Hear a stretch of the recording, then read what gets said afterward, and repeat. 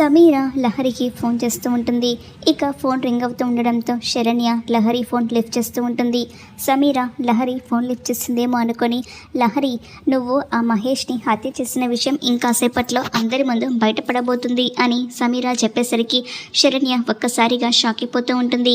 ఇంకాసేపట్లో పోలీసులు మా అన్నయ్యని తీసుకుని కళ్యాణ మండపానికి వస్తున్నారు, నీ బండారం మొత్తం బయటపడబోతుంది అని సమీర ఫోన్లో చెప్తూ ఉంటుంది. ఆ మాటలకు శరణ్య చాలా కంగారు పడిపోతూ ఉంటుంది.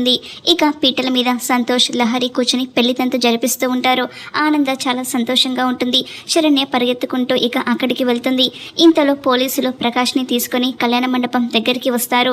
ప్రకాష్ వెళ్ళగానే ఇక సంతోష్ నువ్వు ఆ శవాన్ని చూసావా అని అడుగుతూ ఉంటాడు. చూశాను సార్ అని ప్రకాష్ చెప్తూ ఉంటాడు. 100% నేను గుర్తుపట్టగలను అని ప్రకాష్ చెప్పేసరికి ఎవరు హత్య చేసింది చెప్పు అని సంతోష్ ప్రకాష్ని నిలదీస్తూ ఉంటాడు. ప్రకాష్ లహరి శరణ్య వైపు చూస్తూ ఉంటే లహరి చాలా టెన్షన్ పడిపోతూ ఉంటే శరణ్య కూడా చాలా కంగారు పడిపోతూ ఉంటుంది. ఇంతలో ప్రకాష్ ఇక లహరి శరణ్య వైపు చెయ్యి పైకెత్తి చూపిస్తూ ఉంటాడు. మరి లహరి హత్య చేసింది అని ప్రకాష్ అందరి ముందు బయట పెడతాడా, లేదంటే శరణ్యను ఈ హత్య కేసులో ఇరికిస్తాడా, ఏం జరుగుతుందో రాబోయే ఎపిసోడ్లో చూద్దాం. వీడియోను తప్పకుండా లైక్ చేసి ఛానల్ని సబ్స్క్రైబ్ చేసుకోండి. Thanks for the watching.